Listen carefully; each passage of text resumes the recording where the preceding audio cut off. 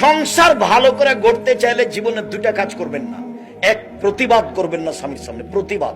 হ্যাঁ, তুমি আমার মাকে এভাবে বললে কেন? হ্যাঁ, তুমি এই কথা বললে কেন? তুমি এই জিনিসটা করলে কেন?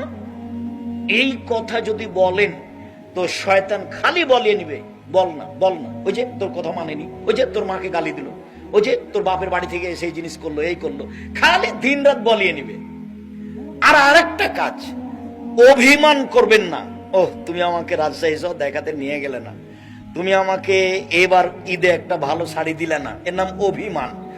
তো যদি করে থাকেন অভিমান, আর যদি আপনার স্বামী পূর্ণ করতে না পারে, তাহলে শয়তান সবসময় বলাবে, বল না, তোকে কিছুই দেয় না, বল না, তোর কোনো কথা শোনে না। দেখবেন যে আপনি বলছেনও তাই। তো যার ফলে মেজাজ যখন খারাপ হয়ে গেছে, তখনও বলছে যে যা, তোকে কিছু দিব না, যা, তুই চলে যা, তোকে রাখবো না। তখন বলছে তুই তালাক দিয়ে